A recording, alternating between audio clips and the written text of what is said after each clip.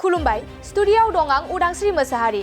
ख्रिस्टि कटियानि बानजायनायाव सा 30 आइजोफोरखौ लानानै माइक्र' इन्टारप्राइज डेभेलपमेन्ट प्रग्रामखौ दिनैनिफ्राय जागायबाय। आइजोफोरखौ मोनफ्रोमबो बिथिङाव दावगाहोनायनि थांखिजों आरो बेरे आबादखौ जौगाहोनायनि थांखिजों नाबार्डनि मददथिजों ख्रिस्टि कटियानि बानजायनायाव सा 30 आइजोफोरखौ लानानै दिनैनिफ्राय जागायबाय माइक्र' इन्टारप्राइज डेभेलपमेन्ट प्रग्रामा। दिनैनि जागायनाय हाबाफारियाव बाहागो लायो अदालगुरि आरो दरं जिल्ला नाबार्डनि सामलायगिरि गौरब कुमार भट्टाचार्य, अदालगुरि जिल्ला कृषि बिगियान केन्द्रनि बानस सामलायगिरि बिगियानि डक्टर पल्लबी डेका, ख्रिस्टि कटियानि गाहाय मावफुंआरि बिस्मिता दत्त, मेनेजिं डाइरेक्टर प्रदुत बरा आरो ओनसोलनि गोबां सोलोंनो मोजां मोनग्रा रायजो राजाफोरा। बेराम आजार जानाय सुबुंफोरनि थाखाय इसवार पलिक्लिनिक एन्ड रिसार्च सेन्टारा गोबां खाबुफोर लाबोदों। बे इसवार पलिक्लिनिक एन्ड रिसार्च सेन्टाराव गोबां बेराम जानाय सोखानो हाग्रा मोजां रोंगौथि गोनां डक्टरफोर दं।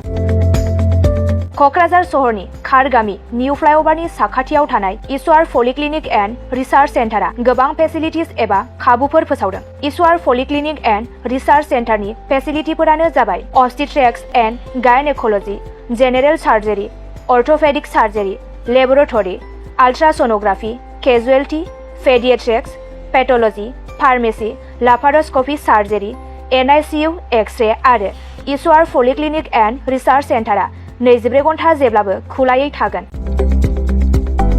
लांलाय लाबोलायनि एम्बुलेन्सआबो मोजाङै सार्भिस थागोन। निखावरि सुबुंफोरनो इसवार पलिक्लिनिक एन्ड रिसार्च सेन्टारा रेहाय होनाय जागोन आरो बेराम आजारफोरखौ बे इसवार पलिक्लिनिक एन्ड रिसार्च सेन्टाराव मोजाङैनो देहाखौ फाहामथाय लाफैनो हागोन।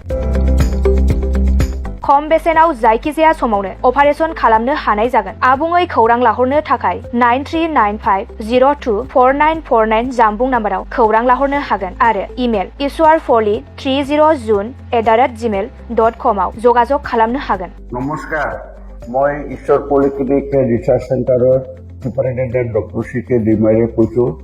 আমাৰ এই ঈশ্বৰ পলিক্লিনিক ৰিচাৰ্চ চেণ্টাৰটো কোকৰাঝাৰৰ খাৰগাঁও ফ্লাইঅভাৰৰ তলতে এইটো নতুনকৈ আৱাজ স্থাপিত হৈছে। এটা নাৰ্ছিং হোম, ইয়াতে আমাৰ এই নাৰ্ছিং হোমত বিভিন্ন বিভাগৰ চিকিৎসা কৰা হয়, যেনেকৈ অৰ্থ'পেডিক্সৰ আৰু গাইনক'লজি আৰু তাৰপিছতে জেনেৰেল চাৰ্জাৰী, আৰু আমাৰ ইয়াতে জেনেৰেল চাৰ্জাৰী হোৱাৰ লগতে লেপাৰস্কোপিক অপাৰেশ্যনো হয়। আমাৰ ইয়াতে সুবিধা আছে, যেনেকৈ আমাৰ লেবৰেটৰী আছে, এক্স-ৰে, ছ'ন'গ্ৰাফি, এইবিলাক সম্পূৰ্ণ আমি ৰাইজক ছাৰ্ভিচ দিবৰ কাৰণে যুগুতাইছোঁ। ৰাইজ আমাৰ ইয়াতে OPD যিটো মানে বহিৰ্বিভাগৰ ৰোগী চোৱা হয়, সেইটো আমাৰ চোৱা হয়। তাৰোপৰি দিনে ৰাতিয়ে আমাৰ ইয়াতে অপাৰেশ্যন কৰা হয়। গোটেইখিনি সুবিধা আপোনালোকে পাব। ইয়াৰ উপৰিও যিসকল লোক আৰ্থিকভাৱে তেওঁলোকৰ দুৰ্বল, তেওঁলোকক আমি ৰেহাই ৰেটত আমি চিকিৎসা কৰিবৰ কাৰণে যত্ন কৰিম।